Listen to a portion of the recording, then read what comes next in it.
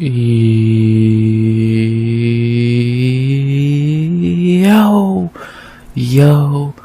RX back with another recap of UFC Tampa, Buckley versus Covington.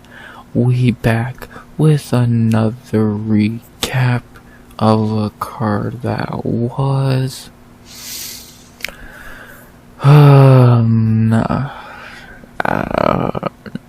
I use the phrase a lot. I think mixed bag is a really big term for this card.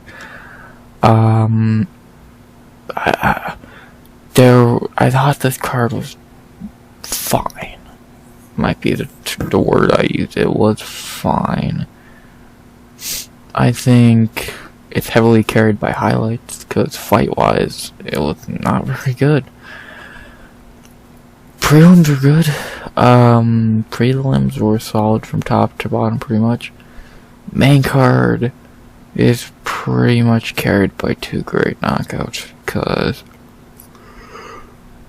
the rest of the main card was not great, and even those two fights, those two knockouts happened, and one of them was good, the other sucked, so take that as you will. I thought it was fine. Like I said, unless it's not a bad card. I feel like it's kind of hard to call this a bad card when you did get 3 knockout of the year contenders and a few good moments, but overall it was okay, fine, whatever.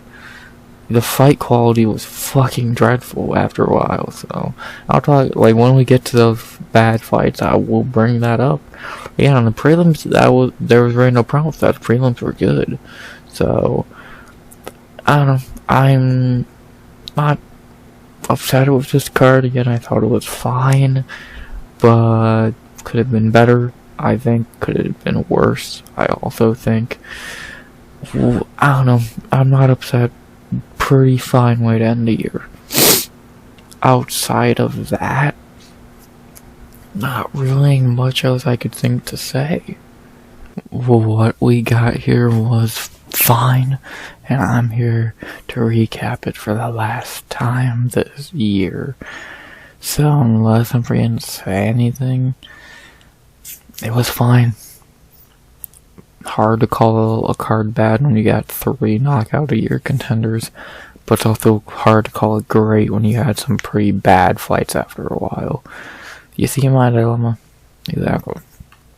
But enough about that. Let's recap some fights for the last time this year. I'm just rambling on at this point, which I don't want to do. I want to get this recap out for you for the last time this year and on time, because I kind of failed at doing that lately, so I am fucking fighting every bit of tiredness to do this, so I hope you enjoy it.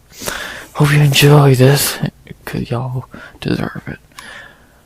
Besides that, not really much else I can think to say.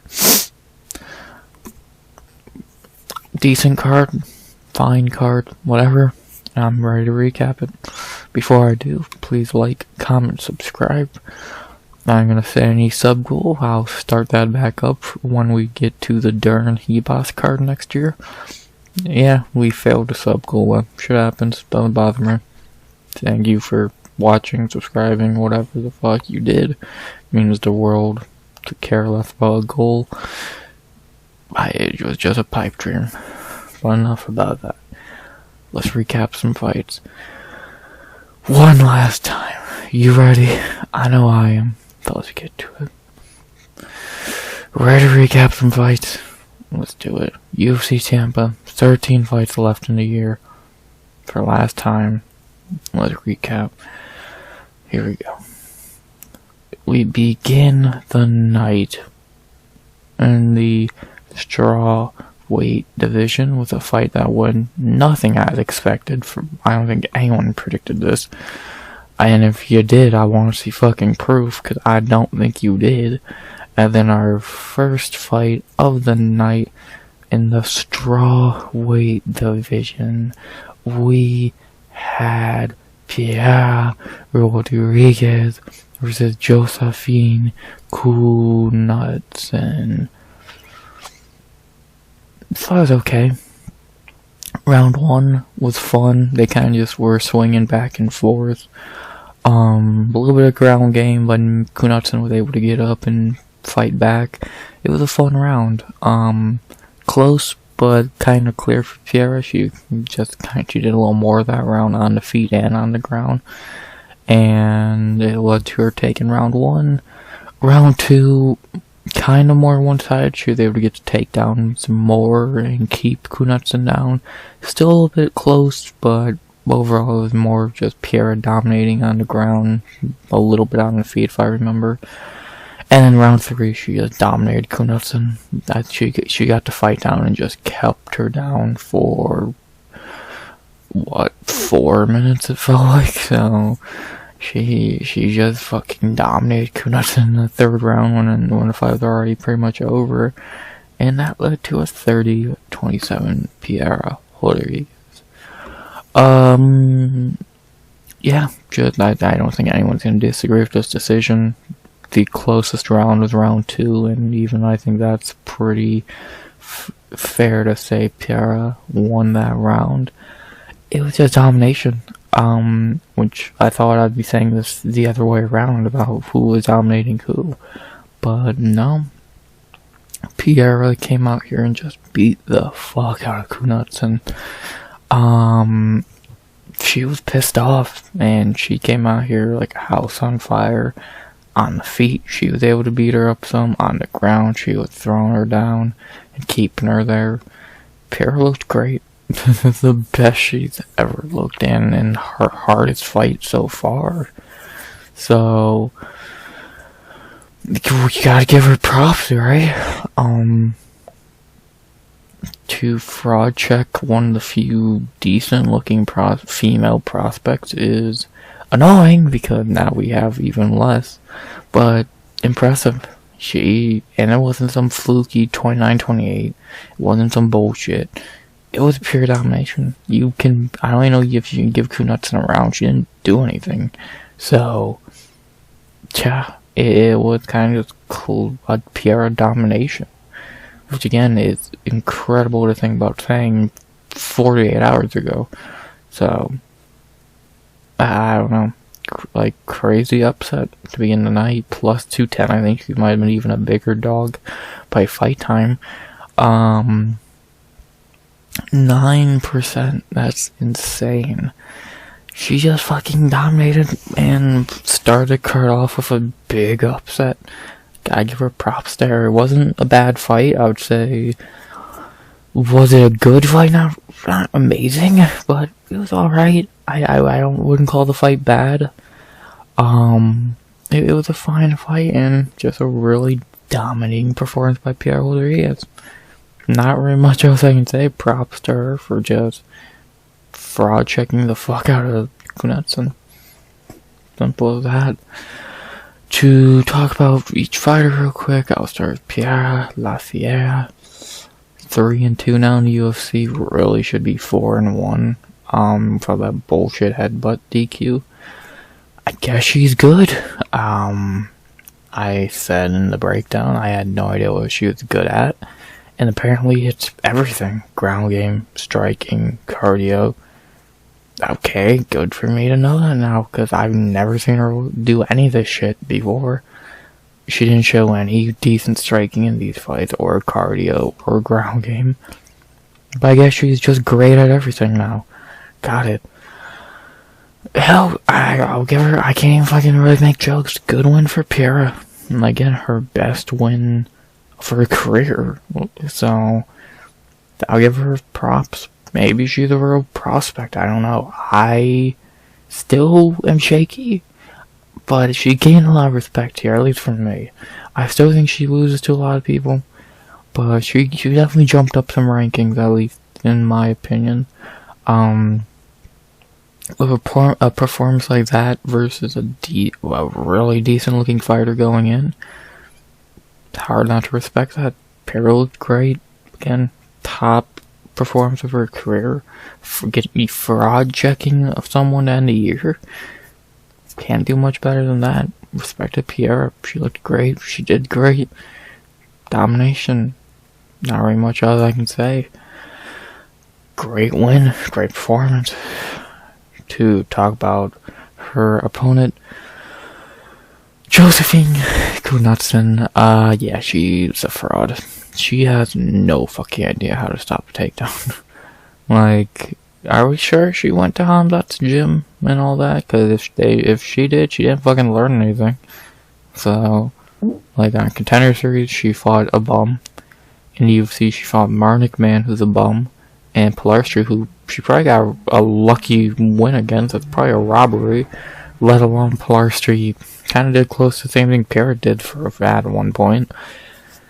Like, Knutsson has talent. She just fucking has no ground game. In a kickboxing match, I don't know if you're gonna beat her. I truly don't know if you even can. But this ain't kickboxing. You at bare fucking minimum stop a takedown, and she can't do that at all. If Piera shot on her, she was on the ground. You can't, especially at strawweight, which is an actual division of talent. You're getting taken down. You're getting taken down and beat up every fucking time, without fail. So, Knutsson had potential, and that is now gone. Welcome to the Fraud Club, Josefine. They're not going to be adding you to this anytime soon. But, you suck. Damn.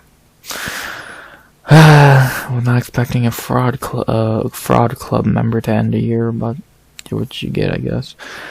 And now for the last part of this, who should they fight next? For Piera La Fiera.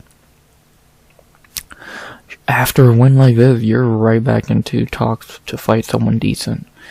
Who? I don't know. Speaking of the devil, Piera wouldn't be a bad fight.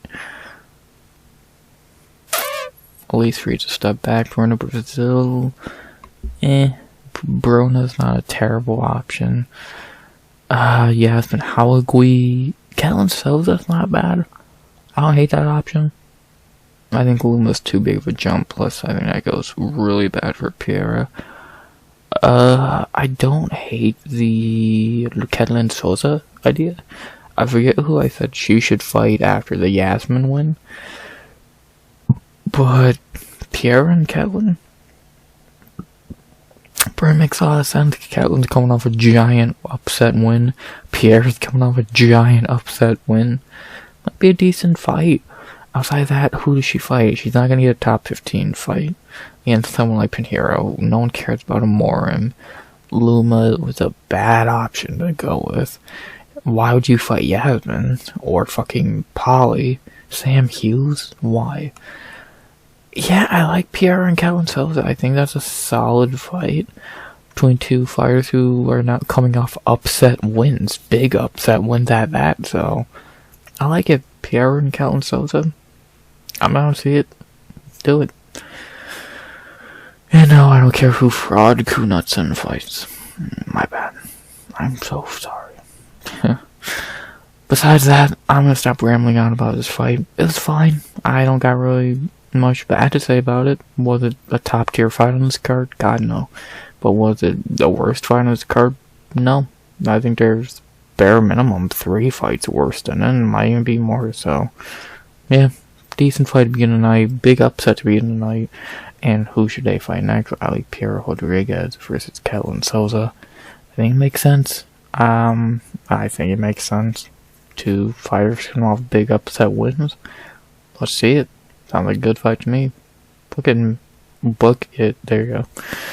Not really much else to say. Decent fight to begin the night, and a big upset to begin the night. Did we get another one? Did we?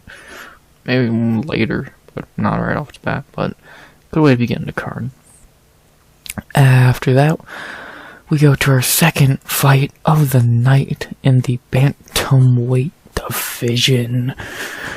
A fight that went pretty much as I predicted, to a T. I could not really have predicted this fight much better than I did.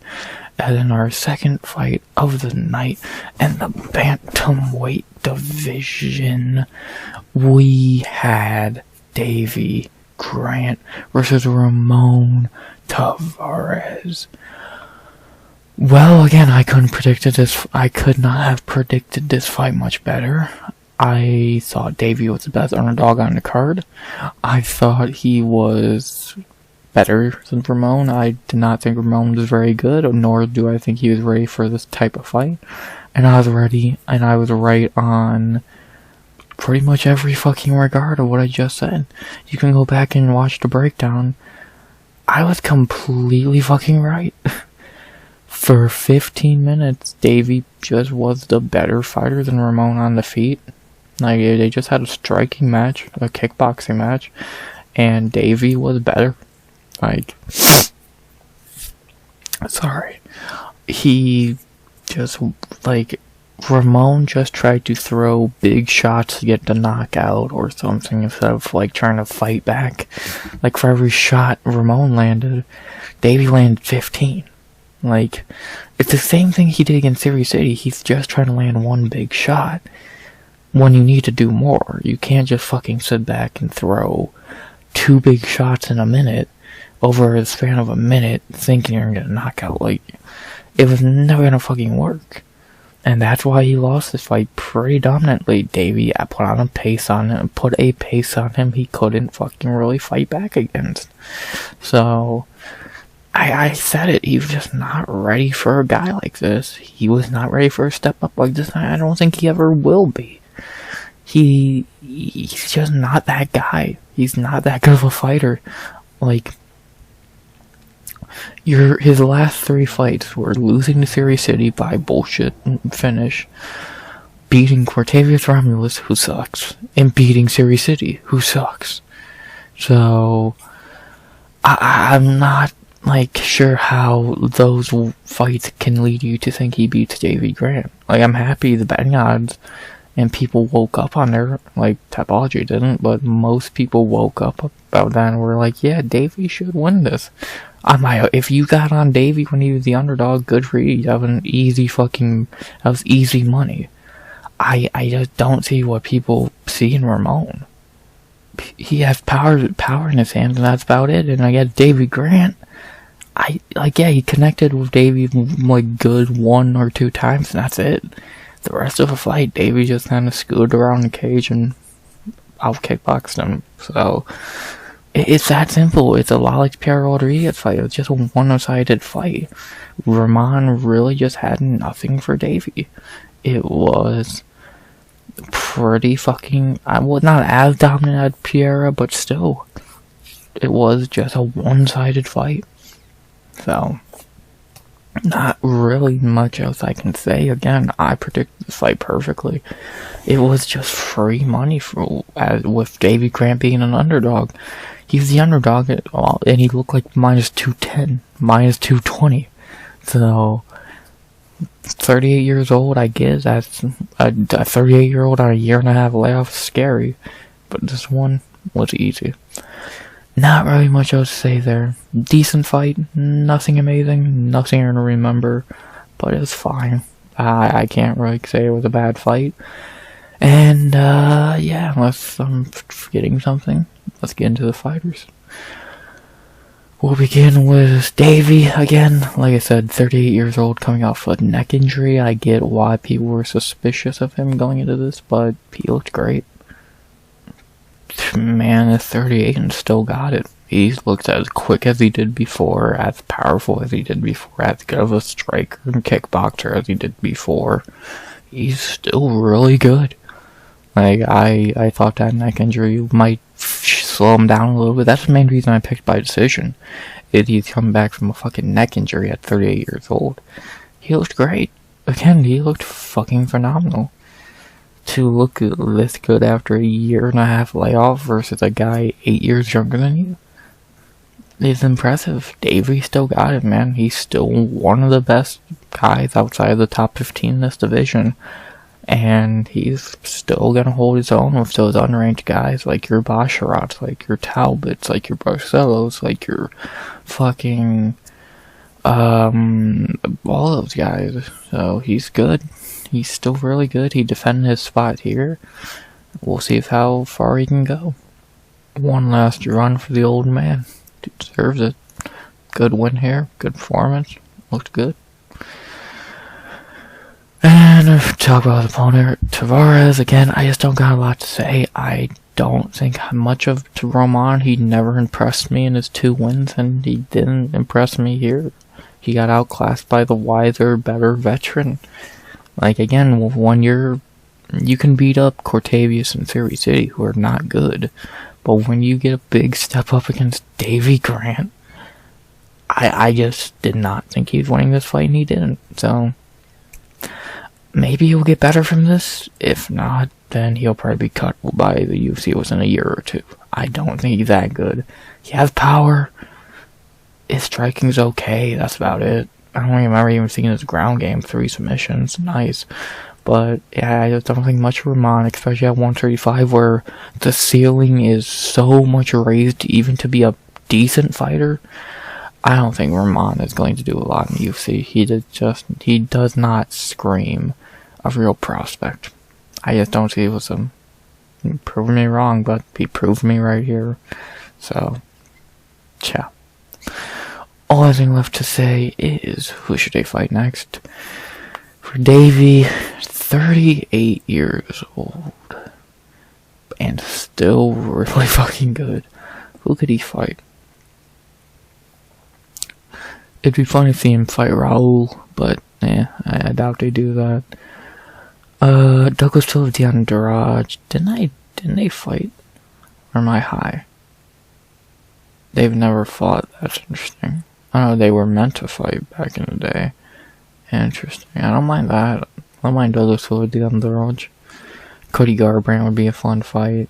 I guess Pedro Munoz wouldn't be terrible. Ricky Simone would be fun. A lot of fun options for Davey. I really like the Douglas Silva Andrade fight. I think they might be the 2 oldest bantamweights at 38 and 39. The only other guys I could think of are maybe Ronnie Yaya and Dominic Cruz. But outside of that, I like this fight. I like the 2 old men going at it. Because outside of that, Cody, I don't hate that fight. I don't hate it. Ricky Simone, that could be fun. Pedro Munoz, that could be fun. But I really like the Douglas fight. The 2 old fucks going at it. I'm down to see it. I think that's a very fun fight. Maybe on that London card in March? I don't know if he's done. I don't know if Davey's gonna turn around and fight that quickly, but if he does, I'm down to see him fight Douglas Silva Andrade. I think that sounds like a really good fight. Like, I know they're almost 40, but so they're gonna probably have a fun fight. So I'm down to see it. Davey Grant, Douglas Silva Andrade. Let's book it. It's meant to happen 10 years ago. Let's have it happen 10 years later. Why did it get canned? Okay, no reason. Let's do it. Douglas and Davey, book it. And I don't care for Ramon Taveras faces. Just give him a guy more closer to his level. I don't know, Cameron Smotherman. I don't fucking know, someone along those lines. Even though he gets his ass beat by Smotherman, but still. Not very much else to say about this fight. Again, predicted to a T by your boy, and it was just free money with Davey Grant here, so if you got in on Davey Grant when he was an underdog, good job. They literally handed you an easy fucking check, so I just don't know what people see in Ramon. I've seen nothing that interesting from Taveras. Maybe it's just me not seeing something, but I didn't see anything impressive here as he took his L, so yeah. Not very much else to say. Good one for Davey Grant. Good to see him back looking good. Hopefully he can stay a little more active in this last little run of his career. No injuries, no time off. Stay active. Get 2 fights in next year. It'd be nice. I doubt he will, but it'd be nice. Either way, good to have Davey back. He still looks as good as ever. And I think him and Douglas Silva Andrade would be a really fun fight. So let's get that booked. Can't really think of a much better fight than that, so yeah. Well for Davey at least, so yeah, not very much else I can say. Good one for Davey. Good to have him back. And free money is free money. Best dog on the card wins. After that, we go to our third fight of the night, the worst fight of the night. I'm not going to waste a lot of time here because this was bad. God, this fight was so shit. And then our third fight of the night in the flyweight division, excuse me, we had Miranda Maverick versus Jamey-Lyn Horth. I'm not gonna waste your fucking time here. This fight was dreadful. In round 1, they just hugged on the cage. Maverick did better. Round 2, they just hugged on the cage. Horth did better. And in round 3, they just hugged on the cage. They did strike for the last 20 seconds, 15, 20 seconds. So they had to save their energy, you know. And Maverick did better. So, yeah. This fight was terrible. I don't know what you want me to say. They pretty much just cuddled on the cage for fucking 15 minutes. My bad, for 14 minutes and about 45 seconds. Because, they did throw down for the last 15 seconds-ish. So, yeah, good job. Terrible fight, worst fight on the card, I would say, and that says a lot, because there were some bad ones on the main card. But yeah, this was easily the Debbie Downer of the prelims, the L. They not a great way for the last Trimo fight of the year to go. Fucking this, and Knutsson should have flipped. It would have been a lot better ending for them, so. Yeah, terrible fight, not very much else to say there. Talk about each fighter real quick. Maverick, the worst performance of her career, and she still won. Yeah, she needs to look better than this. She is a decent fighter, but she needs to look better than this against someone who's not even halfway to her level. So, just looked terrible. And Horth, again, respect for stepping in after just fighting, but you are not that good. She's tall, and that's about it. Not really much else to say. Terrible fight. Don't worry, I got much to say. The worst fight on the card. And I already have a fight idea for Maverick. She should fight Tracy Cortez. If we can finally get that booked and done, it'd be nice. Outside of that, not really much else to say. Terrible fight. I can't even say good one for Maverick because I'm lying. And yeah, you gotta look better than that. Maverick against a 34-year-old on barely any notice. Terrible fight. Do better. After that, we hit the big four of the prelim. Then these big four did not disappoint. As in our fourth fight of the night, we head to featherweight between two bantamweights. Again, let's just go with it. As in our fourth fight of the night, we had a pretty decent fight between Felipe Lima versus Miles Johns. Yeah, again, a pretty decent fight here. Wasn't amazing, but a decent fight. In round one, Lima just kind of did whatever he wanted. With just the better, bigger striker, Johns really couldn't hit him. Lima was landing the much cleaner shots, really pissing Johns off, and just kind of winning round one pretty easily. Round two was easily the best round for Miles Johns. I think it was halfway through the round, or I don't remember what part of the round. Johns lands a beautiful overhand right that made Lima. He didn't go down, but he definitely touched his fingers to the mat, because he kind of, if you know what I mean, he got hit and it kind of jolted his body down. But he didn't go down, his fingertips hit the mat. But that outside of that, it was still all Lima in that round. And then in round three, much the same, just all Felipe Lima. He was just able to be the better fighter. Like, again, going back to the Knutsson and even the Davey Grant, it was just a one-sided fight. Like, Lima was just the better fighter for 15 minutes. Like, the only round you can debate is round two, and you're debating it between a Lima domination for most of it, or one punch by Miles Johns. So, it was a pretty clear fight, and a good fight at that. Again, these are two very good fighters. And it was definitely no walk in the park for Lima, but he won this fight pretty soundly. He was just a better fighter, as I said. Like, Johns had real problems with his height and reach, with his speed, with his kicks, with his power, and that's why Johns got pissed off. He just really couldn't hit the kid. He's so big and really quick, so I get why Johns got pissed off. He just really couldn't do much to the kid, so it was a good fight, but it was definitely more of a Felipe Lima showcase of how good he can be, more than anything. So, good try, Johns. Good fight. But, yeah, this kid is fucking good. Outside of that, don't really got much to say about the fight. It was, nothing that special about it. Again, it was just it was kind of Lima having a showcase outside that big punch in round 2. The rest was very one-sided, so, yeah. Not really much else to say there. Besides that, let's talk about the fighters. And we'll begin with Felipe Lima. Again, the kid's really fucking good. At short notice, he steps in, beats Naimov, and now on a kind of a full camp, more of a camp. He comes in staying at featherweight, but at least he's fighting a bantamweight now.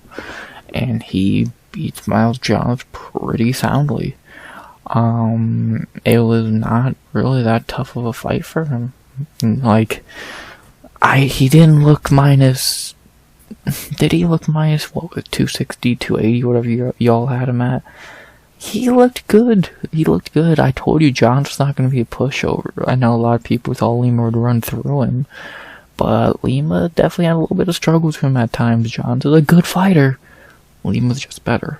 And again, Lima's special. If anything, maybe he should stay at 45, because he looks really fucking good at 45. He looks filled out. He doesn't look drained.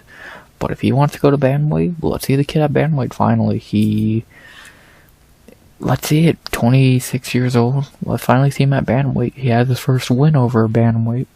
Let's see how he does at bantamweight. So, I don't know. I think this kid's really interesting. I think next year could be a big year for Felipe Lima. He's one of the ones you gotta keep an eye on. He's definitely high on the Rookie of the Year rankings. When I put those out, he's very high on those rankings, so he's good. He's really good. And he showed just... What else do you want him to show? Great striking, great cardio, great ground game, good chin, good power. He's good. He's gonna be a problem for a lot of people at featherweight or bantamweight. He's good. I can't really say it enough. He's one of the ones to keep an eye on. We'll see how far the kid can go. And to talk about his opponent, Miles Johns, it's kind of like I said, Johns is no pushover, but he was definitely the lesser fighter here. He really just didn't have a lot for Felipe here, which is fine. Again, Felipe is really goddamn good, but Johns just didn't really have a lot to fucking bring him. He was much shorter, much slower. He had more power, and that's about it. Lesser of a grappler. He just didn't have a lot for Miles here, so yeah. I can't really say much else outside of that.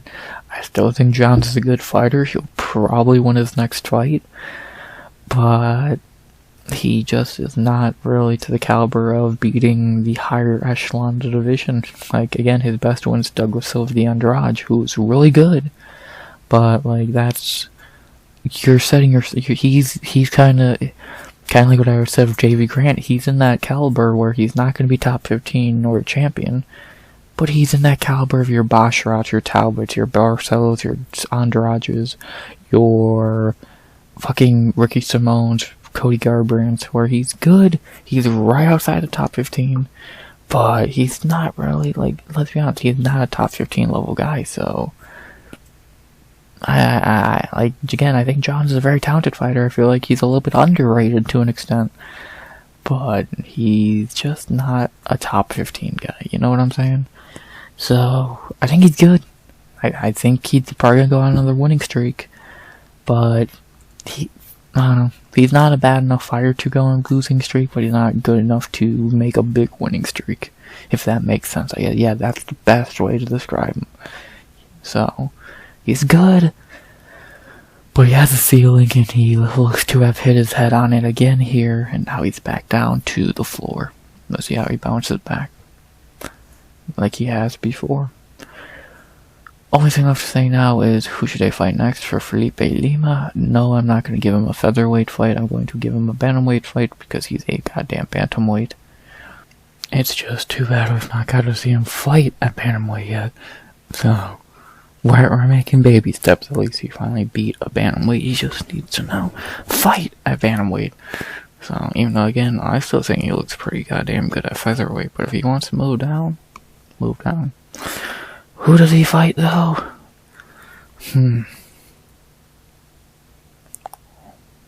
Maybe Castaneda? I know I thought after his first fight, I still don't mind that idea. Victor Henry's not bad. Ricky, I think someone like Simone might be a little too... Because we haven't seen Lima at 35 yet, so maybe someone like Simone or... Gutierrez would be still a little bit like, we gotta see the kid actually fight at bantamweight first before giving him a guy like that. I like the Victor Henry idea. I don't hate that fight. Like, cause it's either Gutierrez, Simone, Henry, or Castaneda. And I think Gutierrez and Simone are... I don't know, I just think I want to see the kid fight at bantamweight first before giving him a fight to that level. And then Henry or Castaneda. I'm down to see Henry. Again, I don't think that's a bad fight. I know Henry just lost, but then Charles Jourdain was good, and I'm intrigued to see how Lima would... I want to see Lima actually fight at bantamweight before giving him one of those bigger names in the division, like your Gutierrez's or your Simone's. So I might say Victor Henry for right now as the fight idea. Maybe it changes by tomorrow, but I just like that idea of... I like that fucking Henry idea. I think it's a good fight for Lima's bantamweight debut. He probably wins that pretty easily, and he should fucking look good in his in his first bantamweight fight, and then he can fight Gutierrez or Simone. So, but if they make him against Gutierrez or Simone, I'm not upset. I still think I just think he needs...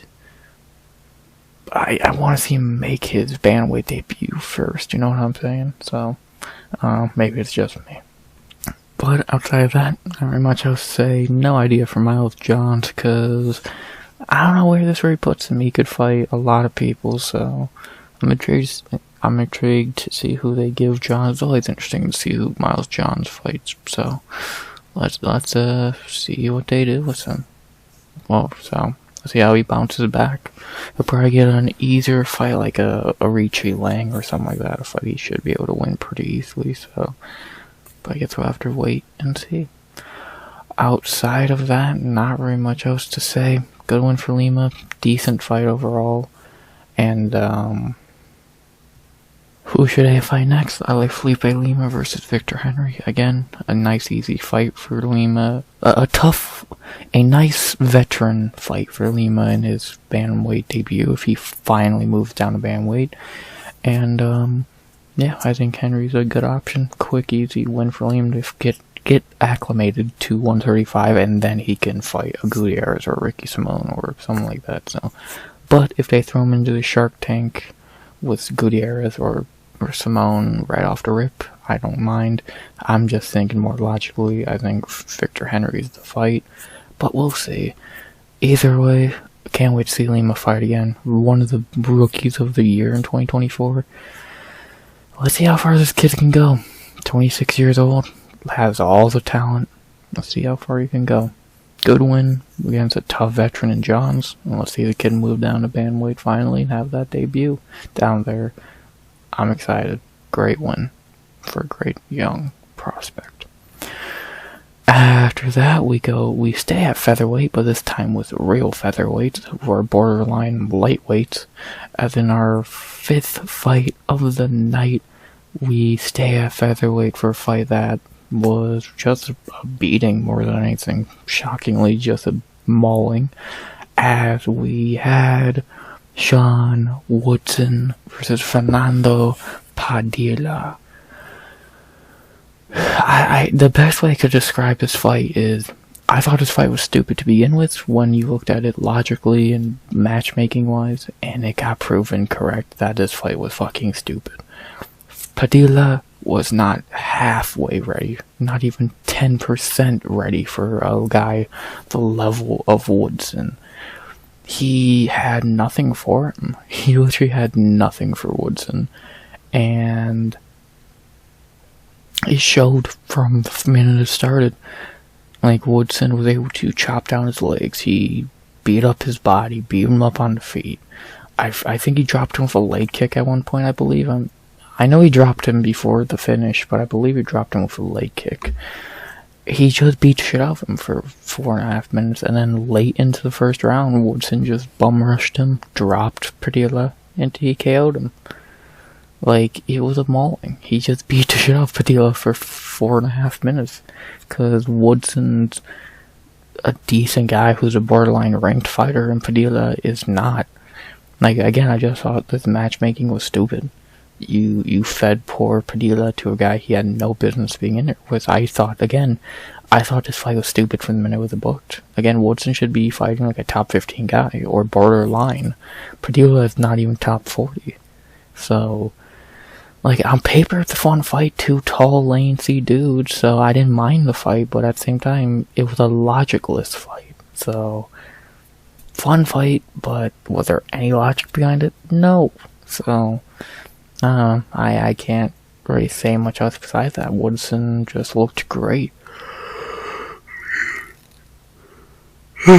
He looked great against a guy he is levels above before this fight, and proven to be even more after it, so good win for Woodson, man. Can't really say much else. He beat up the poor kid that had no business being in there with him, so good win for Woodson, the best he's looked in a while, especially after weak performances versus guys like Caceres and Jourdain. He needed a fight like this, and now you really kind of have to give him a top 15 shot, I think. So let's see it. Let's see how far he can really go. Aside of that, not really much more I can say. It's just a one-sided beating in a fight that made no sense. And yeah, Woodson looked great. Looked pretty much flawless. The best thing Padilla did was just run him up against a cage and throw a few nice shots. Aside of that, Woodson was really good. Can't really say much else. Outside of that, second thing left to say is to just talk about the fighters real quick. Again, Woodson looked great. He's now on a 4-fight winning streak, and overall, I think it is 5 now. 6. Yeah, he's good. When he shows up, he can be really good. It's just a lot of the time he hasn't shown up lately, so hopefully, knock on wood, that now he's gonna get his real big opportunity. He shows up to his fullest potential, but we only got one way to find out, and that's seeing him do it. So, see, man, 3 fights in 2024. He won them, even if one was very questionable. He's good. He's 32 years old. He doesn't have a lot of time left to lose. Let's see how he does, man. Let's see how he does. Let's see if he's really that guy, or is he just beating up fighters who are not that good outside the top 15. We'll see. And then again, the only thing I have to say about Padilla is I feel bad for the kid because he had no business being in this fight. Like, he should have been fighting even if you want to give him a kind of decent name, he should have been fighting like Bill Algeo. Or Bill Algeo, fucking Pat Sabatini, Darren Elkins, someone along those lines. He should not have been fighting Sean Woodson. So after beating Luis Pinheiro, who is a giant so Padilla's a fun fighter. He's not really that good of a fighter.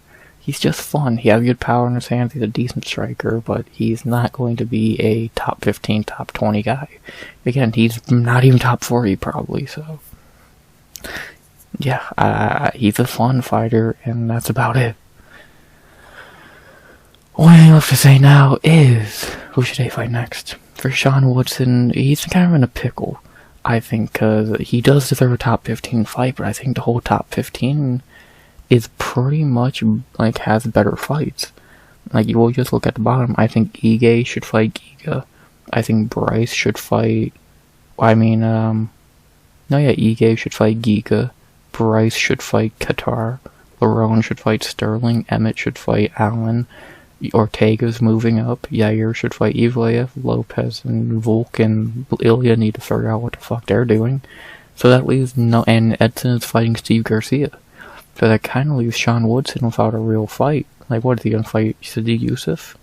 I don't hate it, but I'm not really sure who else he's meant to fight unless they don't do one of the fights I named. But which one are you not gonna do? So, like, if they want to have him fight, I'm down to see him fight Ige. Have Ige get back to what he does best, and that's fighting unranked guys. And yeah, Woodson is the best unranked guy at the moment, so I'm not against that idea. Well, I think Steve Garcia is better than Sean Woodson, but he's one of the best unranked guys at the moment, so I don't hate it. I'm down to see Woodson and Ige and just say, fuck Giga, who cares who he fights. So, I'm not against it. I'm really not against it. Yeah, so let's just say we do that now. If we do Danny Ige and Sean Woodson, Bryce should still fight Qatar. This is where we're kind of having a problem now. I don't know. It's a lot to think about. Like, I think everything up here still stays the same, but then you're like, well, what do you do with all these guys? It's either you have Woodson fight Sadiq Youssef or Danny Ige. Which, I don't know. Probably I'm going to say Sadiq Youssef, but Ige is a really good option as well, so you could go either way in my opinion. We'll see. We'll see. I'm not against either fight there, but again, there's only one way to find out, so. The only other guy in the division you can make a case for being I think the three best unranked dudes in the division are Steve Garcia, Sean Woodson, and Shepe Marishkal. The only guy that's really getting fucked over if Woodson fights Youssef is Shepe. But Shepe could fight fucking Burrito, or Zalal, or any of those fucking guys. So, yeah. Not really, much else to say there. Woodson versus Ige or Youssef. I'm down to see either or. So, let's do it. Not really much else to say. Well, I just had a light bulb pop in my head. Actually, what you could do is have Woodson fight, we'll say, Woodson could fight Giga, and Ige could fight Shepe. There you go. That's how you solve all problems. Bingo. So you have Edson fighting Steve, Woodson fighting Giga, and Ige fighting Shepe. That sounds perfect to me. Book it. There you go. Perfect. Not very much else to say about this fight. Just pure domination by Sean Woodson in a fight that he just really had no reason to even really be in, because he was levels above Padilla. But respect for Padilla for taking the fight. Too bad it was stupid. Besides that, who should I fight next? I like Sean Woodson versus Giga Chikadze. I think that's a fun fight. I think it's an interesting fight. And, not really much else to say. Good win for Woodson. Dude's really good. And let's see him versus, Giga. I think that's a really fucking intriguing matchup, so let's see it. Not very much else to say. Good one for Woodson. Let's see if he's really top 15 level. After that, we have to our co-main event of the prelims. as we stay at the lightweight division for the last 2 prelims of the year, and this one was very good, just like the last. Both were really good to end the prelims, as in our first of 2 fights at lightweight to end the prelims, we have Joel Alvarez versus Drakkar Klose. Good fight. Like, quick fight, predictable fight, but good fight. It was a Joel Alvarez fight, so you know it's gonna be good. Win or lose, and usually it's a win for Joel. And just like and it was a win for him here. It was a pretty, like, clean fight. Not a lot happened until Joel landed the first bomb that hurt Drakkar. And then it was over. He hurt Drakkar, he fell against the cage. Alvarez did a jumping, flying knee to hurt Klose even more. Tried to put him in a guillotine, but he was already out cold by that point, so he just landed a few more shots. And it was that. Joe Alvarez puts Klose out in under 3 minutes. This dude is fucking good. So fucking good. Yeah, like, I thought he was gonna win pretty, like, and not easily, but not that difficult. And he looked even better than I thought he would, so beautiful performance by Joe Alvarez. He's just that guy. And to do this to Drakkar Klose, who, yeah, he is 36 years old, but he's still pretty good. This dude's a problem. A giant problem. Gotta love him, man. Gotta love him. Not very much else I can say. Yeah, it was not even a 3-minute fight, and Alvarez you were just waiting for Alvarez to land that bomb, and when he did, Klose was pretty much out on his feet, and then he was out on his feet, so, yeah. Not very much else to say about the fight. It was pretty quick, so, yeah. Besides that, not much else to say there, so let's talk about the fighters, and we begin with Joel Alvarez, Spain's second favorite fighter. Of course, they got Ilya, so, yeah. But yeah, Alvarez is great, but fuck, Alvarez might be getting them a belt sooner than later, you never know, because he is just good. Like, this dude is so fucking good, it's scary. Like, 3-fight winning streak now. He just needs to fight more consistently, and if that means he's moving up to welterweight, which, god, he would be even scarier there, or if he's staying at fucking lightweight, either way, this dude is top 15 level in any division. Power, speed, submissions, like, what is he bad at? Again, his only UFC loss is Arman Tsarukyan, and he's beat guys like Thiago Moises and fucking Elvis Brenner and Drakkar Klose.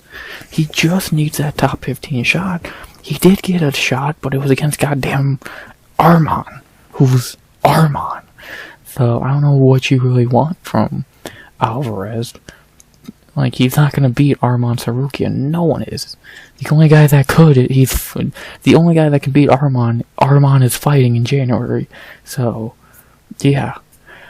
Outside of that, man, Alvarez is good. He is a fucking problem. And again, I'm happy to see him at least starting to fight more consistently. He is getting older. He is 31 years old.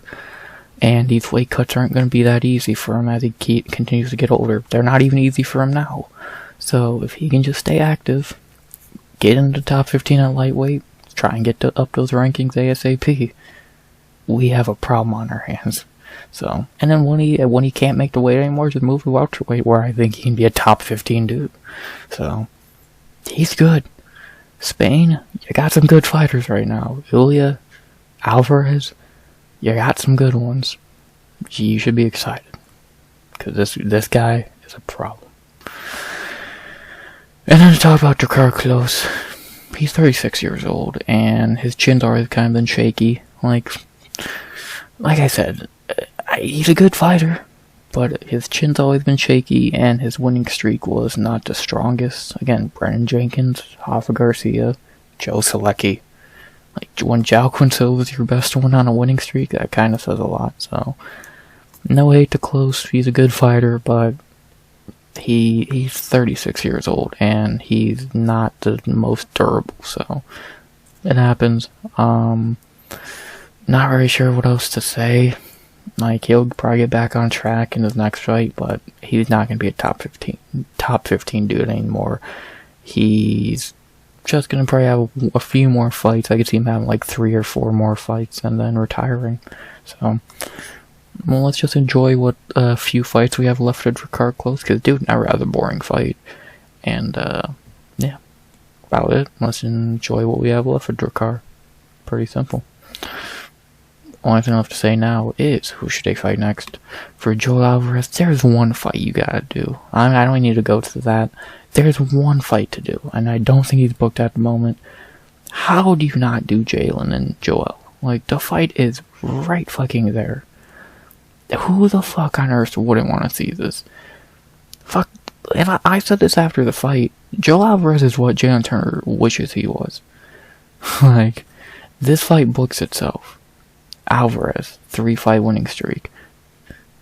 At what? How big is he? 6'3". Jalen Turner, top 15, and he is. I don't know if they have height and all that on here. Can I get his height, please? 75. So, but you get my point. Jalen, I think, is like 6'3" himself. So, this fight books itself. So.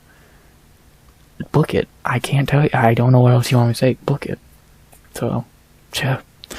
And then for Drakkar Klose, he'll probably get back on track versus, I could see him fighting like Matt Frivola, or like someone like maybe a Daniel Zohuber would be a banger. I don't know if he wins that fight, but it'd be a banger. So, but something along those lines. Just a little bit step down, but not. He's not fighting goddamn Loic Radzhabov. So, but someone like Daniel Zohuber or Matt Frivola, someone along those lines would be a good fight. So, let's see it. Not very much else to say there. Good fight, good quick win for Joel Alvarez, like usual for him. And yeah, we got Spain. We got Spaniard Shavkat. Would that be how you say it's the Spaniard Shavkat? Man, don't know what a decision is, and we love it.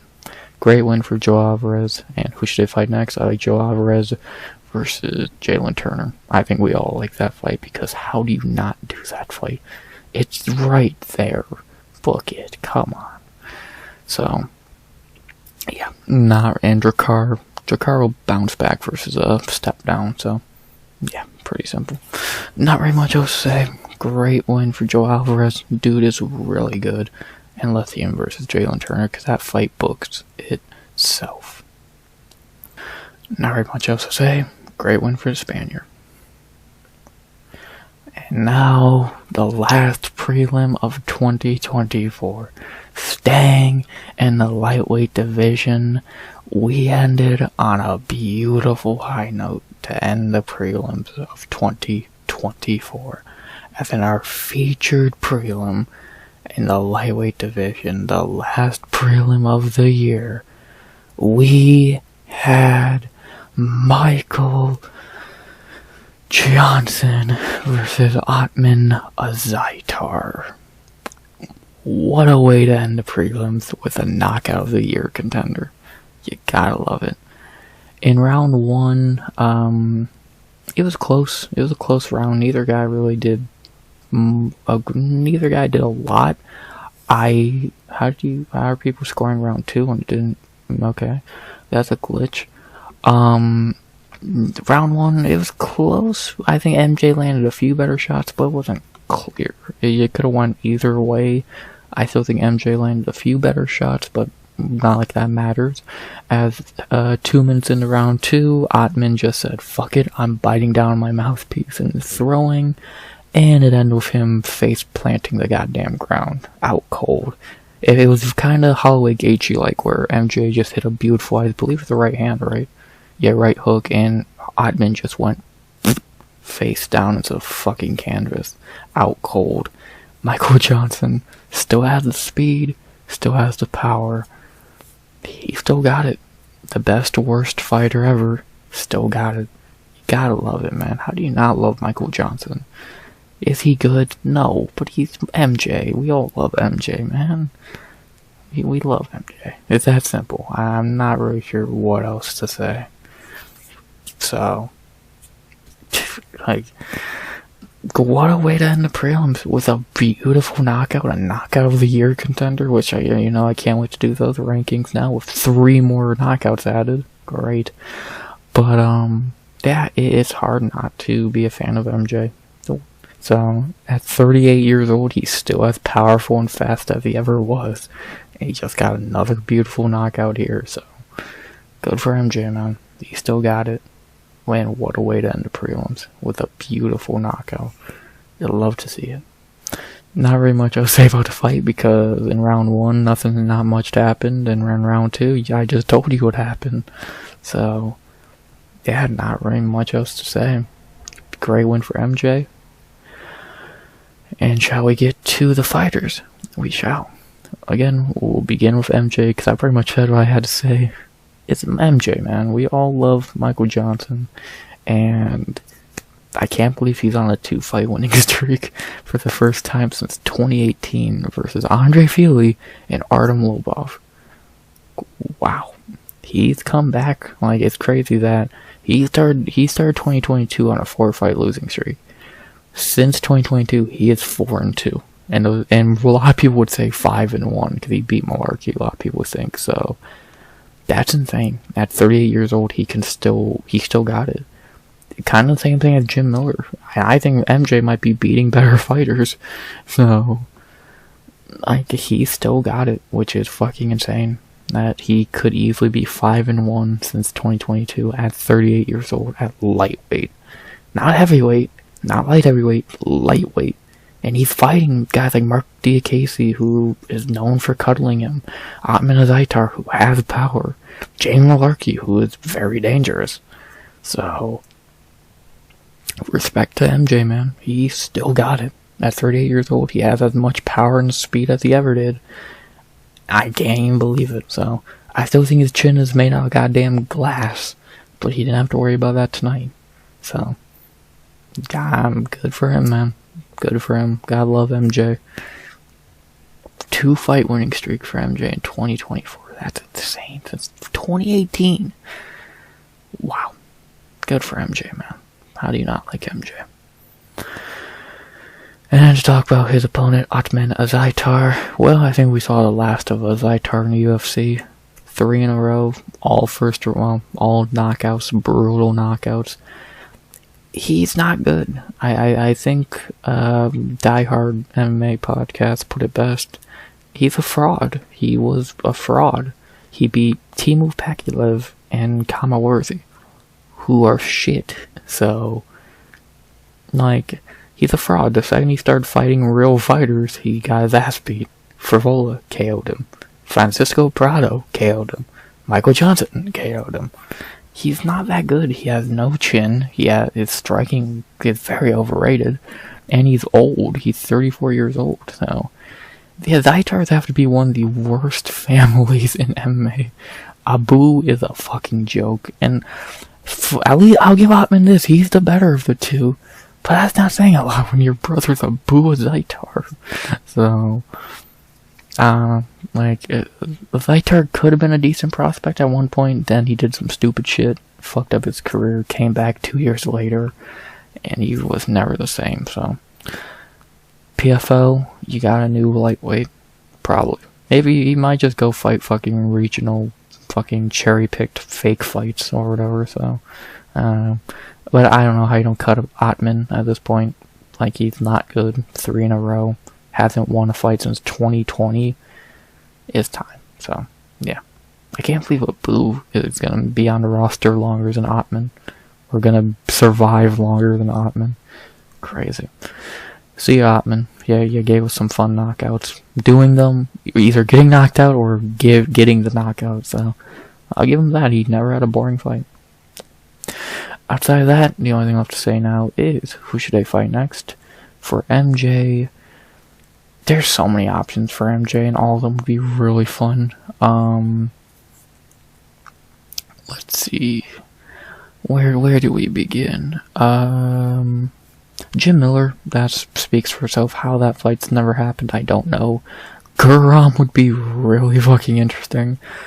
You could rebook him for Vola. You could do him and Drew Dober. That'd be fun.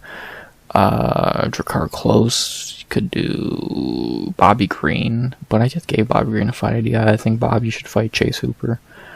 And then we're getting, like, I like the ideas I like most are Drew Dober. I think that'd be a fun fight. Matt Frivola, but I think Matt should fight Jim Miller. I really do like that fight for both guys. So yeah, Drew Dober is a fun option for MJ, or maybe Guram Kutateladze. I might say Drew Dober is the fight to go with. Someone's gonna go out cold. That I can promise you that. And they've never fought, right? I'm 99% sure they never fought, or even been booked to fight. Nah, Dober and MJ has never been booked. I like it. I think it's Dober or Guram, and Guram and MJ is such a weird fucking fight, but I would love to see it. But I feel like you can do other things with Guram. So, you could do Guram and, like, fucking Esteban or some bullshit. So, I like MJ and Dober. I think that's a really fun fight, and outside of that, there's other options, but, like, again, Bobby Green has better options, Chase Hooper has better options, Matt Frivola has better options, Jim Miller has better options. So, I like it. I like MJ and, Drew Dober. I think that fight would be really fun. That's a great fucking main card fight on any fight night, great prelim on any pay-per-view. Someone's going out cold in that octagon. And I hope they do that fight, because it'd be really, really good. So, let's see it. Drew Dober and Michael Johnson. Someone's one of the, and before you say, oh, that's not fair to Johnson, we're forgetting Drew Dober is old. So, yeah, they're the same. Dober's 2 years younger. So, I'm down to see it. I think MJ could win that fight. Most likely he gets sparked out. But you never know with MJ, he'll find a way. So, yeah. Aside of that, not very much else to say. Great win for Michael Johnson. Knockout of the year contender. He put in his submission last second. Good job. Thanks, MJ. You're making my fucking life easier. And, yeah, not really much else to say. Great win for MJ. Great knockout of Ottman. Enjoy whatever promotion you get signed to. Maybe the new one that just signs a bunch of old dudes. And MJ, great win. Who should you fight next? I love the idea of you and Drew Dober. I think that's a banger. So, let's book it. Outside of that, not really much else to say. Great win for MJ. Gotta love MJ. And great way to end the final prelims of 2024. Finally, to just end the prelims. Boom! I guess I'll do that for the prelims now. If they take a while, I'll do that for the prelims. That was just the prelims, and we're an hour into maybe the longest prelims I've ever talked about. But they were good. The first two fights were good. Not you. The first two fights were good. The last four fights were great. This could have been a main card within itself. Great goddamn prelims. Ended amazingly. Started decently. Outside of Maverick, it was all good. So, I'm not upset. Great prelims. And now we go on to the main card. Which I'm not going to use the word great much more, because not a lot of great stuff happened on this card, so I guess let's not waste any more time. We're already an hour and 8 minutes in. Let's get into the main card.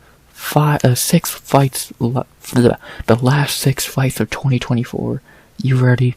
I know I am. Let's go out on a high note, baby. Let's enjoy this. 6 more fights. Let's get into it. And we begin in the light heavyweight division with a fight I did not enjoy much of, but it was fine. Could have been worse, could have been better.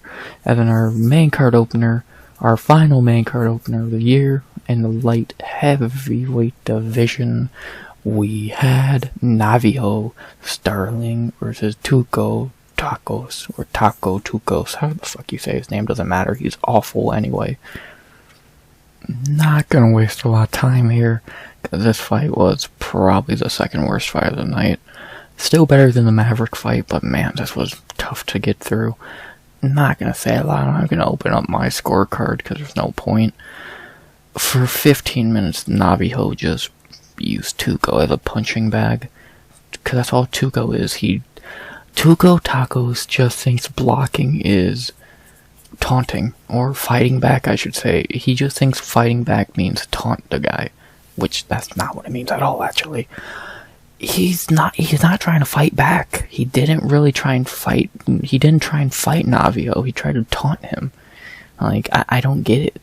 He didn't try to fight Stirling, which I get it. Stirling was gonna knock him out if he tried to. But Jesus, at least attempt to. Fuck. Let alone Tuco was gassed by the end of round 1. So, this fight was pathetic. It just showed how bad Tuco Tokkos is.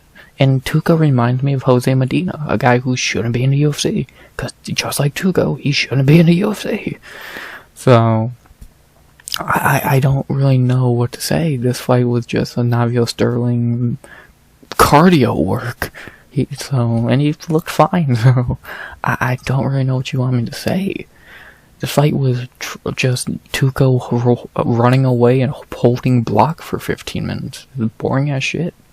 So, I don't know what you really want me to say here. So, yeah. Stirling did whatever he wanted for 15 boring minutes. Good for him. Not really much else to say about the fight because it sucked. So let's talk about the fighters. Let's talk about Navajo. Disappointing? Yes. But what do you really want him to do against a guy who doesn't try and fight him? So I'm not upset with Stirling. I do think he could have looked better. But again, Tuco didn't try and fight him.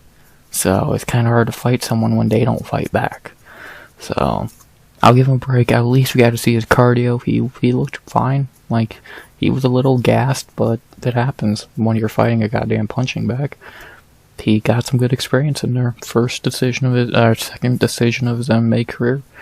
Looked good. He's a good prospect. I don't think he's to the level of Zhang or Omar Sy right now, but he's on that caliber. So, he's good. He's good, but gonna need to see a little more from him before I put him in on their level. But he's still good, so I'll give him a break. He's young. He fought a guy who didn't try and fight back, and yeah, good one for Bill Skarsgård. Not really much else to say there. For Tuco, he's a joke. He's a joke. You had your two chances, and you botched them. You didn't even try and fight Omar Sy. You didn't even try and fight Navajo Stirling. Get cut, dude. The only thing your fucking career highlight is being friends with Brendan Allen. Good job. See ya, bitch. Besides that, the only thing left to say is, who should they fight next? For Navajo, he deserves not a ginormous fight, but just a little bit of a step up. He's still green.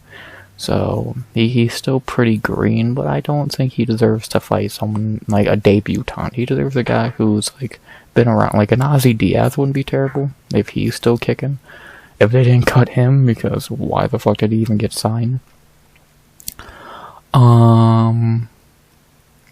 Damn, it's a shame they cut Anton Turkalj. He would have been perfect. Ivan, that's not a terrible option. I don't hate the Brunson Ribeiro fight. I saw someone bring that idea up. Bellotto, I think we're getting too high for him at this point. So either Brunson Ribeiro or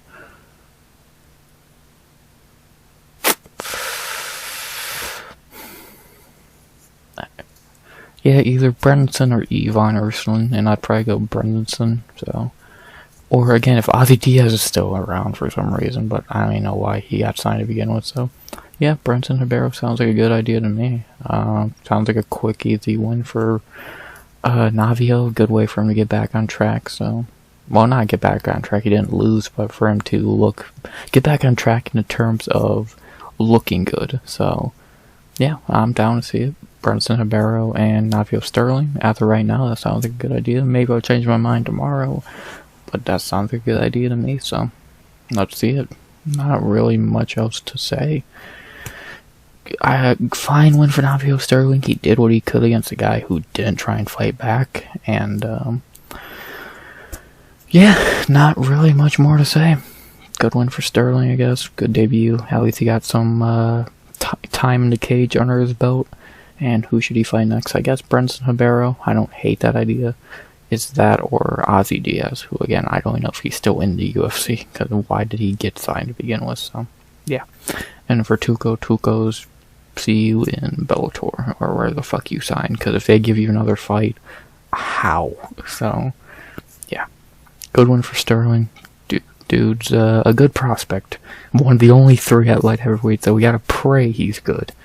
And, yeah, not really much else to say. At least he got some time under his belt. Always good to do that. Outside of that, not really much else to say. Let's see him beat up Brenson Ribeiro. And, that's about all I gotta say about that boring fight. Good debut for Stirling. He did the best he could of what he had to work with. There you go. Perfect example. Good debut. After that, not gonna say a lot here because this fight just pissed me off. Our second fight of the night, Daniel, Marcos, and Adrian Yanez. Yanez got robbed here in so many regards. Marcos should have had a point taken in round 1, and Yanez won this fight. So it should have been a 29-27 Adrian Yanez. And bare minimum, it should have been 29-28 because fucking Yanez won round 2 and 3. So Marcos is a joke. I still don't see anything positive about him. He's not a prospect. He's a bum. And, yeah. Yanez is dumb as rocks if you watch the end of that fight, but still. He won this fight. I don't care what anyone says. Marcos is a joke. And, yeah. Terrible fight between stupid fighters. Simple as that. Yanez, come on, dude, you know better. You gotta fucking fight them, man. Whatever. Stupid fighters had a bad fight. Who cares? Next. So, speaking of stupid fighters, these morons. And yeah, if I rush through these 3 fights, because these fights, this was the worst part of the card. Trash until the KO, trash. So, I'm not trying to rush through the breakdown, because I'll talk about these in depth. But yeah, these 3 fights in a row were just brutal. So, yeah. But let's get to our third fight of the main card, which literally got saved by a knockout in the end, because this fight was worse than the Stirling fight. And then our third fight of the main card, going back to light heavyweight, which goddamn, they did not have a lot of good fights on this card. The 2 they had were boring, and literally again, this fight got saved by a knockout. As in our third fight of the main card at light heavyweight, we had Dustin Jacoby versus Vitor Petrino. I'm not even going to talk about the first 10.5 minutes of this fight. It sucked. No one cares. The only part worth talking about was the beautiful knockout in the end. Jacoby hit the Ottman Masvidal special, the fake left, beautiful overhand right, sent Petrino down and out. Again, the Kamaru Usman George Masvidal special. It's literally like frame for frame the same knockout pretty much. So yeah, that really saved this fight from being maybe the worst one on the card, because god, this was just brutal to watch. For the first 10.5 minutes of this fight, they literally did fuck nothing. Like, they literally had a staring contest, so thank God for Jacoby just landing a random-ass knockout no one expected. So, you love to see it. I'll take my L here. I'd rather have an exciting knockout than get a pick right after a while, so I'll take what I can get. I'm happy. Beautiful knockout. Another knockout of the year contender. Thanks, Jacoby. And, yeah. Great stuff. Shitty fight. Great knockout. To talk about the fighters now, I'll start with Dustin Jacoby. I still think he's old and washed and not that good, but he saved his job for another fight. If he lost it, he's probably getting cut. And now he just saved his fucking job. So, good for him. Jacoby's always been a dude who has a little bit of talent. He went on a nice winning streak for a reason. But as he's gotten older, that Khalil robbery kind of fucked him. And then he had to fight Azamat Murzakanov, who's great. Alonzo Menafield, who he probably should win that fight. And the return of Dominic Reyes being Dominic Reyes. Good, like, he's been unlucky, but it's just these random points where he can just get a random knockout. Kendi Nzechukwu, Dawoon Jung, Vitor Petrino. He just knows how to get these random ass knockouts, so good for him, man. Second time in a row he got a knockout when he was on a 2-fight losing streak to save his job. He's really good at doing that, so I'll give him his flowers. Good job, Jacoby. He saved the job for another day. 36 years old. He's staying in the UFC. Can't really say much else. To talk about his opponent, Vitor Petrino. He's just a bodybuilder. I don't care what anyone says. He's literally just a bodybuilder. He can't fight. You lost to Anthony Smith and Dustin Jacoby. And back-to-back fights. You're done. If they don't cut him, how? He's a joke. He's so ass. He's just a bodybuilder. He can't fight. He got submitted by Anthony Smith in 2 minutes and KO'd by Dustin Jacoby in the 3rd round. I don't even know what you want me to say. He got outsmarted by Anthony Smith and Dustin Jacoby, 2 dumb fucking old dudes. What the fuck? Cut this guy. He's a bodybuilder. He's better off modeling your Venom shorts than actually fighting in them. He's fucking trash. Come on. Only thing left to say is who should they fight next for Jacoby. He's right back into the lower half of the rankings picture. But who should he fight though? There's not a lot of options down here. I don't think there's anyone for him to fight in the bottom of the top 15. Menafield's booked, Smith is retired, Gushkov's booked, so he has to fight someone who's not ranked. But who? Ryan Spann? And I think there's better fights for Spann. Plus, I think Spann just got a fight booked. Maybe I'm wrong. Ion Kutilava is booked. Yeah, probably Zhang Yang. I saw someone say that idea earlier. That's probably the fight to make. Because it's through, so yeah, that's probably the fight to go with Ebo and oh yeah, I forgot about Ebo. The 3 and Navajo Stirling, top tier prospects in this division. But yeah, with Ebo and Sai booked, let's feed Jacoby to Zhang Mingyang. Sounds like a good idea to me. I forget what I said Zhang should fight after his last win. I'll look into that, but if it's someone who I think's shittier than Jacoby, then forget that. So yeah, Dustin Jacoby, Zhang Mingyang makes sense, especially with Ebo fighting Eon and Omer fighting Menafield. It's just smart to keep feeding these old dudes to these 3 until they finally get into the top 15. So yeah, Zhang and Jacoby got my vote. Let's do it. Sounds like a good fight to me. Book it. And then for Petrino, enjoy PFO, buddy. You suck. Not really much else to say. Shitty fight, beautiful knockout. I'll take it.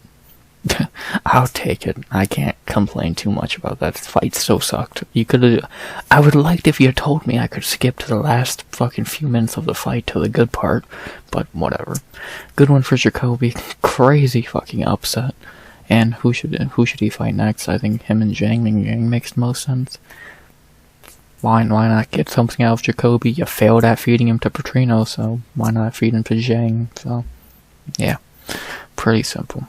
Not really much else to say. Great one for Jacoby. Great knockout. Petrino's just a bodybuilder. And, yeah, let's feed Jacoby to Zhang Mingyang. Or if he can pull off the upset there, I don't even know what to think anymore. So, give him a goddamn title shot at that point. He did fight Alex Pereira in kickboxing. He got knocked the fuck out, but still. Outside of that, not really much else to say. Good win. Good knockout. Shit fight. Bang. I'm not even clicking on this fight. I don't care. Cop beat up a can. No one cares. Feed him to Piera or Albazi. I'm not even. It's fucking 6:20 in the morning. I'm not talking about this garbage. Fuck Cop. Fuck Manel Cop. He's not good. Fuck Bruno Silva. He's a can. Next. I'm not even in a mood to talk about that. After that, we go to our co-main event of the evening, as predicted, fight of the night. And who would have guessed that? This fight was dope as shit. What a great fight. And speaking of great knockouts, it just continues, they just keep coming. As in our co-main event of the evening in the featherweight division, an old battle between two fun veterans, as in our last co-main event of the 2024, we had Killer Cub Swanson versus Billy Quarantillo. What a great co-main, as expected, with when you see Cub Swanson and Billy Quarantillo on the card. Wow. What a fucking co-main. In the first 2 rounds, it was a fun banger, but Billy was... How the fuck did they give these... Billy was clearly up 2-0. Whatever. First, if you score the fight with your goddamn brain, Billy was doing really good work. In round 1 it was close, but Billy really turned it on late to take the round. Fuck you verdict. And then round 2 was all Billy Q. I don't know how you can debate giving that round. So I had 2-0 Billy, but I guess you can have it 1-1. I don't agree though.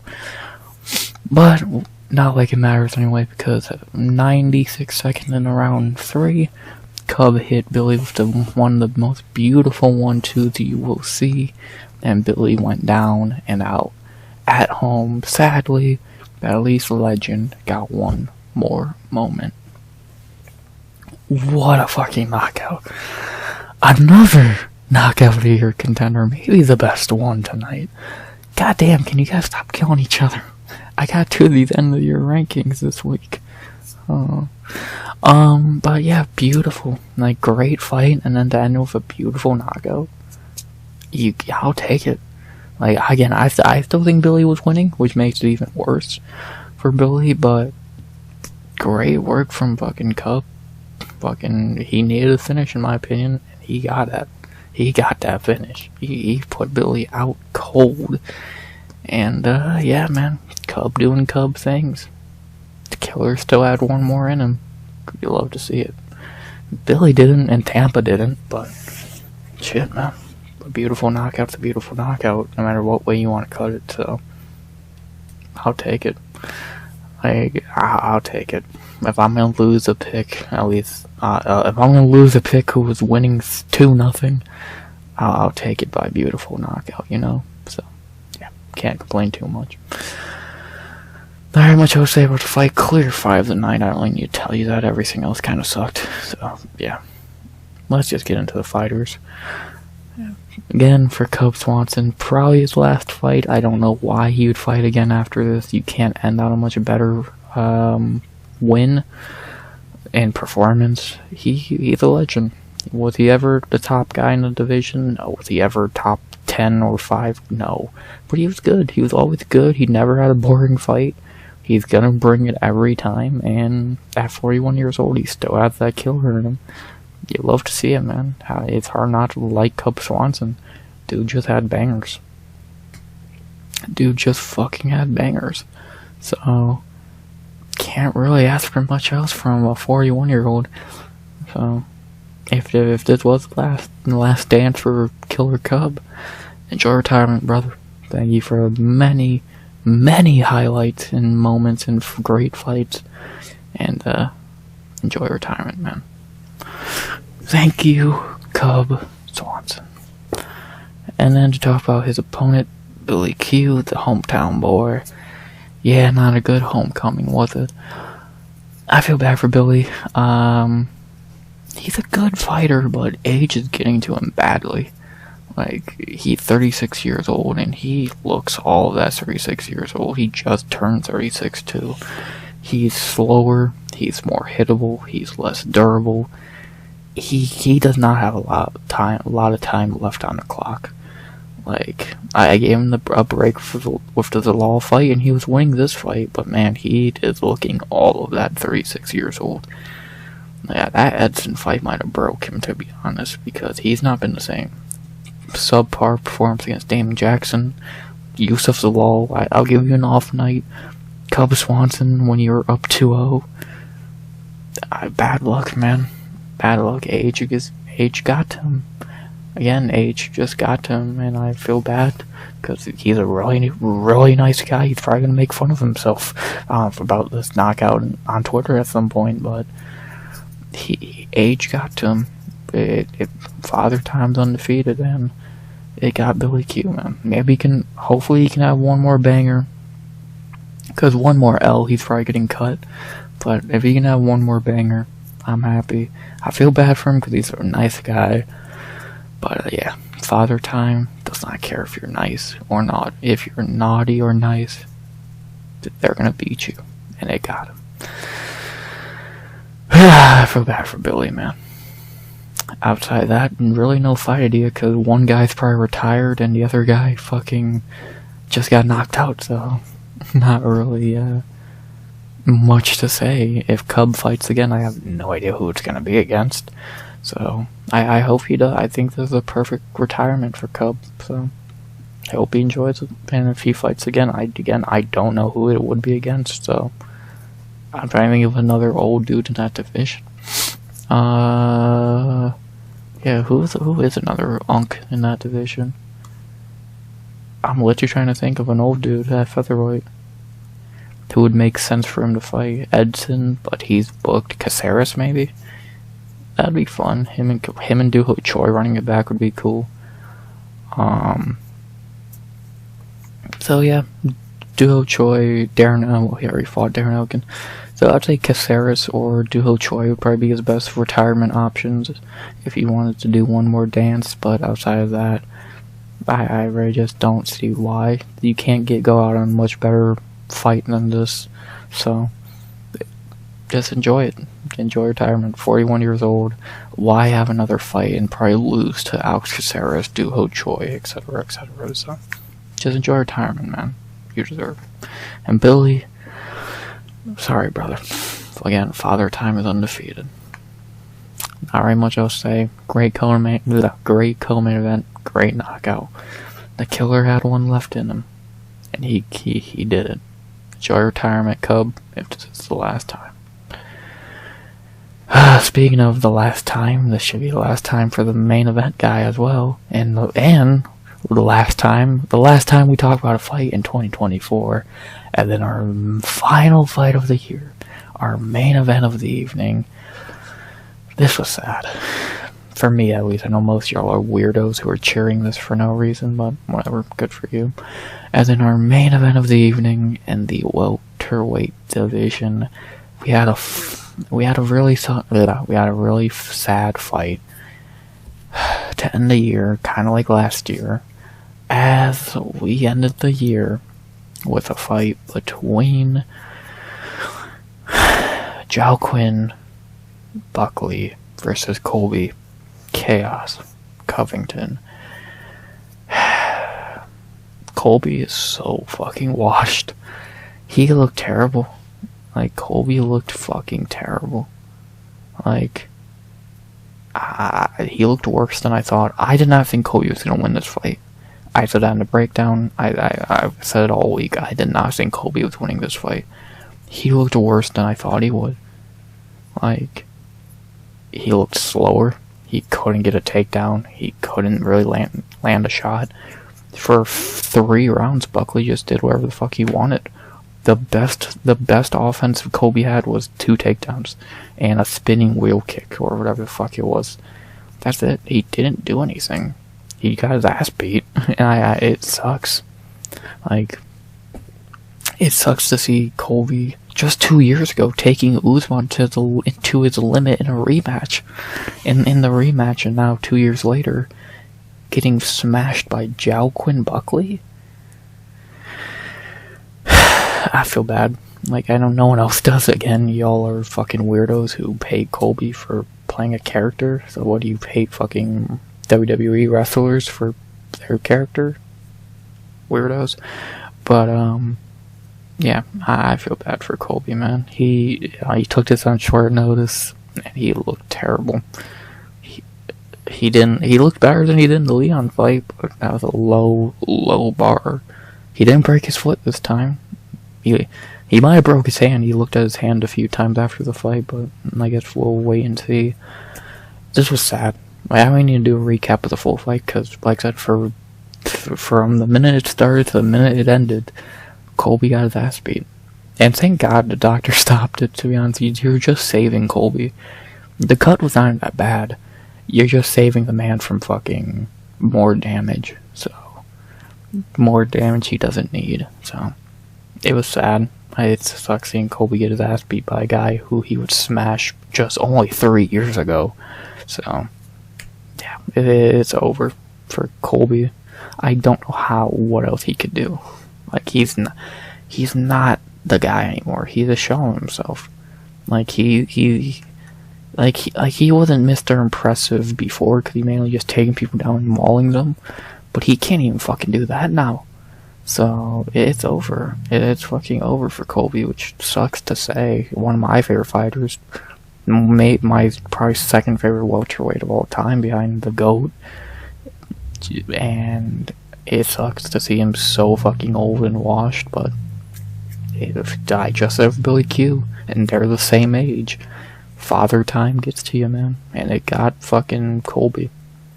So, I feel bad for him. Maybe if I'm one of the only ones, cool. I don't care. Colby's a legend if you like it or not.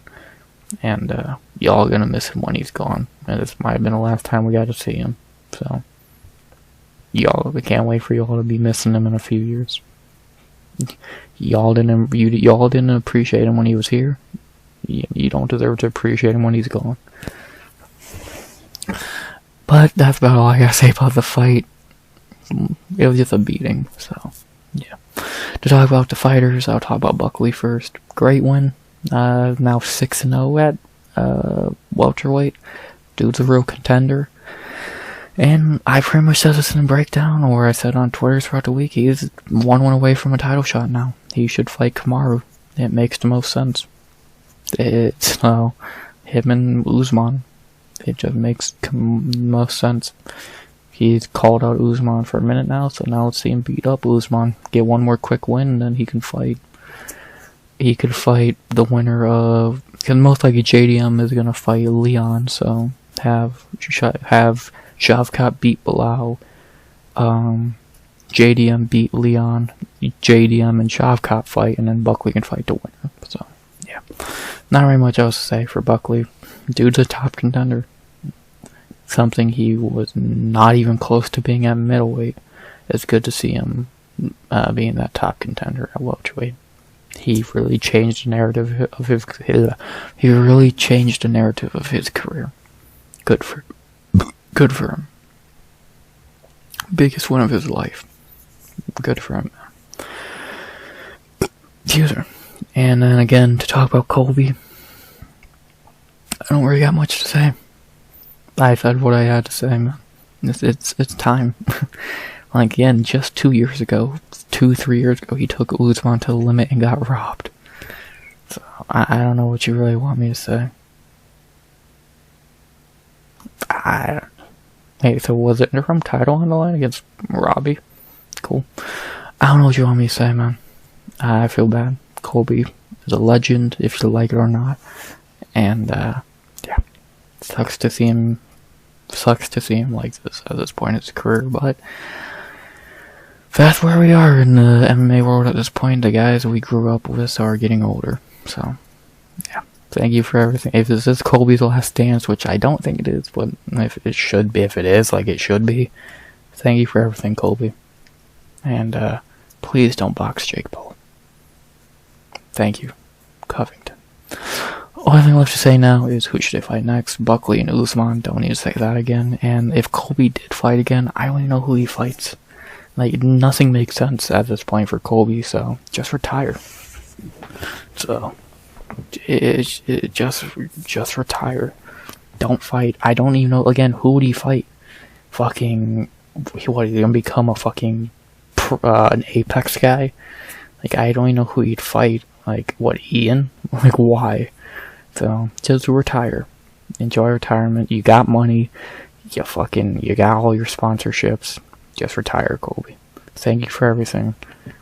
A legend. He was a good bad guy, because he's playing a good character.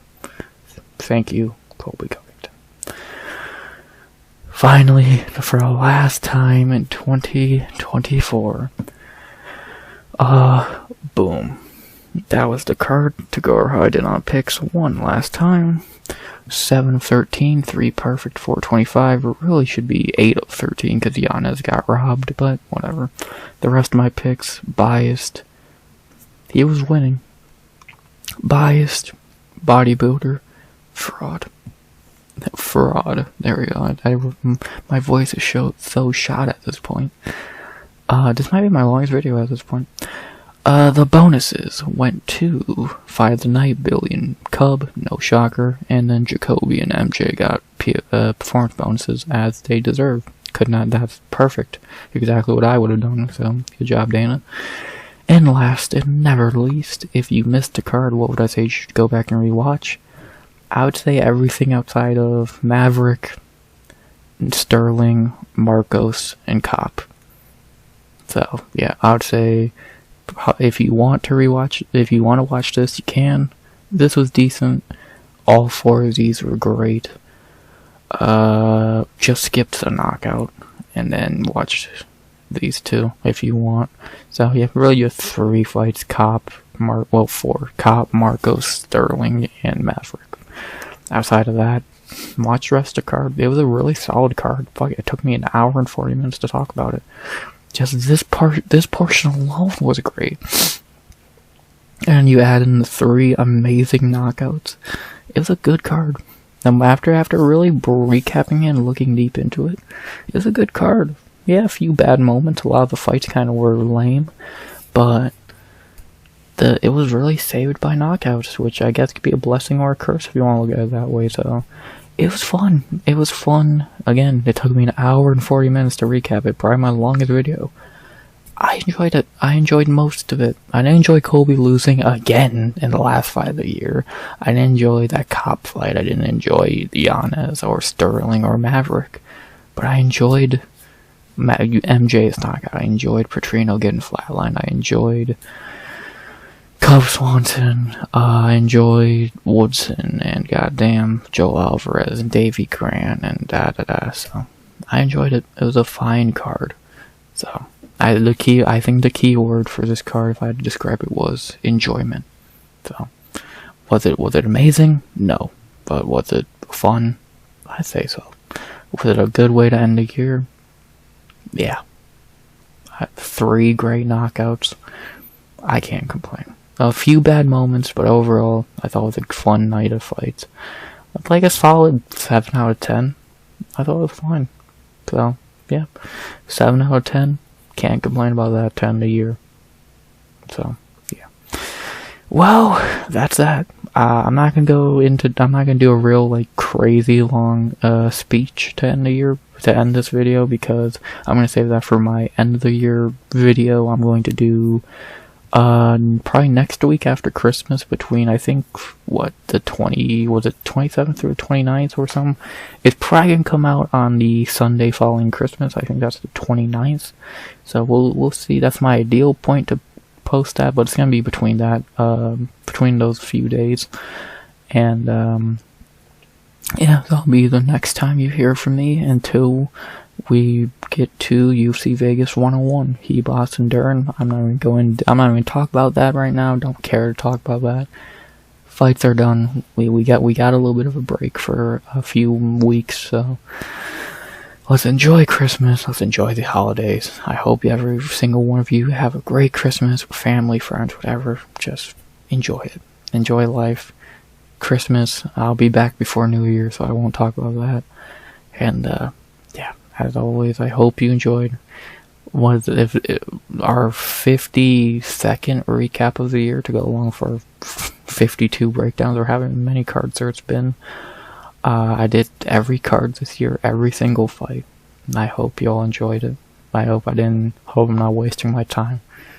So, but I enjoy doing this anyway, so I know I'm not. So, yeah. Every card this year. crazy. Outside Contender Series and Road to UFC, which I still watched and did picks for. So, yeah. I hope you enjoyed it all. And if I made one person laugh or enjoy or made you forget about whatever bullshit in life, or if I helped you make picks or enjoy or recap a card, whatever I helped you do, I hope you enjoyed it. That's my only goal, just to make videos I enjoy doing, and hopefully make someone's day better. Outside of that, thank you for watching. I'll be back one more time before the end of the year, probably December 29th, I believe, is the Saturday after Christmas. And as always, I'll have to say something. Please like, comment, subscribe. 71 subs, 10 a year as of right now. Can't complain. Thank you all. And as always, I hope you enjoyed. And as always, RX for the last recap or breakdown this year. Out. Good vibes only and always.